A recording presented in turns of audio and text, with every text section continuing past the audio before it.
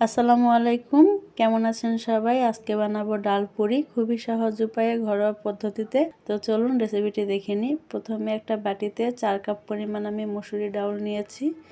চুলায় মসুরি ডাউলটা আমি একটু লবণ দিয়ে সেদ্ধ বসিয়ে দিয়েছি। আমার ডাউলটা কিন্তু প্রায় সেদ্ধ হয়ে গেছে। এবারে কিন্তু আমি পুরি বানানোর ডোটা তৈরি করব। প্রথমে একটা পাত্রে আমি 4 কাপ পরিমাণের ময়দা নিয়ে নিয়েছি।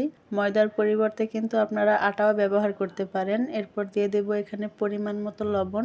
লবণটা পরিমাণ মতো দিতে হবে।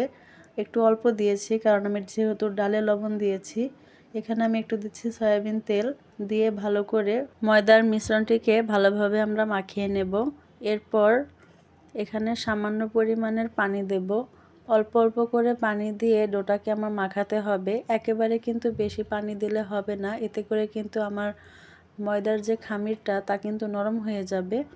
তো আমি এখানে অল্প অল্প করে পানি দিয়ে ময়দার খামির তৈরি করে নিয়েছি।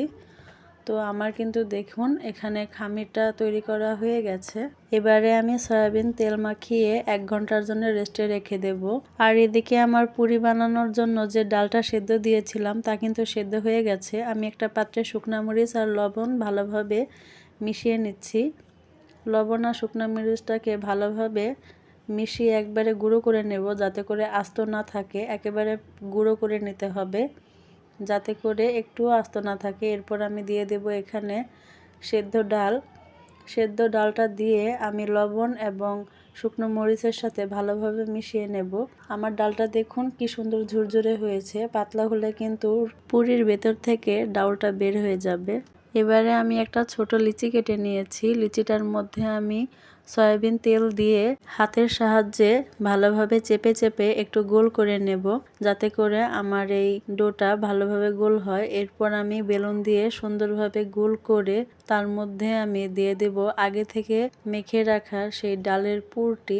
ডালের পুর দেওয়ার পর আমি ভালোভাবে চারদিকে ছড়িয়ে দেব।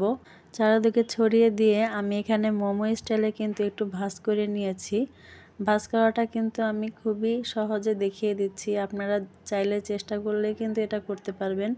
ঠিক মোমোর মতো কিন্তু হয়েছে। মোমো স্টাইলের শেপ করে আমি ভালোভাবে আবার একটু চেপে চেপে নিচ্ছি। আমি এখানে হাতের সাহায্যে কিন্তু চেপে চেপে গোল করে নিয়েছি। আমার পুরিটা কিন্তু প্রায় রেডি হয়ে গেছে। আমি কিন্তু এখানে বেলুনের সাহায্য ছাড়াই কিন্তু পুরিটা বানিয়ে নিয়েছি। আমার কিন্তু পুরিগুলো বানানো হয়ে গেছে। দেখুন আমার প্রত্যেকটা পুরি কিন্তু গোল হয়েছে এবং ভিতর থেকে ডাউলটাও কিন্তু বের হয়ে যায়নি। তো এখন আমি ভাজতে চলে যাব। আমি এদিকে একটা ফ্রাই প্যানে কড়াইয়ে তেল গরম করতে দিয়েছি। তেলটা কিন্তু আমার গরম হয়ে গেছে। এবারে আমি একটা একটা করে পুরি এখানে দিয়ে দেব। দেখুন পুরিটা দেওয়ার সাথে সাথে কিন্তু আমার পুরিটা ফুলকো হয়ে ফুলে উঠেছে। আমার প্রত্যেকটা পুরি কিন্তু খুব সুন্দরভাবে ভাজা হয়েছে, আপনারা দেখতেই পাচ্ছেন। আমি প্রত্যেকটা পুরি কিন্তু এভাবে ভেজে নিয়েছি। আমার প্রত্যেকটা পুরি মাশাআল্লাহ অনেক সুন্দর হয়েছে এবং ফুলকো ফুলকো হয়েছে। আমি প্রত্যেকটা পুরি কিন্তু ব্রাউন কালার করে একটু ভেজে নিয়েছি। একটা পুরিও কিন্তু আমার পুড়ে যায়নি। প্রত্যেকটা পুরি খুব সুন্দর হয়েছে। আর আপনারা চাইলে কিন্তু বাসায় খুব সহজে এই রেসিপিটা করতে পারেন। আমার পুরির রেসিপিটা যদি আপনাদের কাছে ভালো লাগে তাহলে লাইক কমেন্ট করতে ভুলবেন না।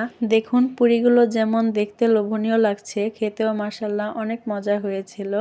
মাত্র 10 মিনিটে কিন্তু এই সুন্দর রেসিপিটি আপনিও বানিয়ে ফেলতে পারবেন, কোনো ঝামেলা নেই। আর আমার পুরিগুলোর মধ্যে কিন্তু ডালের যে পুরটা সম্পূর্ণভাবে ঢুকেছিল। আমি একটা ভেঙে দেখিয়ে দিচ্ছি যে আমার ডালের যে পুরটা এটা পুরির মধ্যে কতটুকু দিয়েছি। দেখুন আমার একটা পুরি থেকেও কিন্তু ডালের পুর বের হয়ে যায়নি। আমার ছোট ভাই খেয়ে রিভিউ দিয়েছে, খুব ভালো হয়েছে। সে বলেছে হোটেলের থেকেও নাকি খুব ভালো হয়েছে। দেখা হবে অন্য কোনো ভিডিওতে। আল্লাহ হাফেজ, আসসালামু আলাইকুম।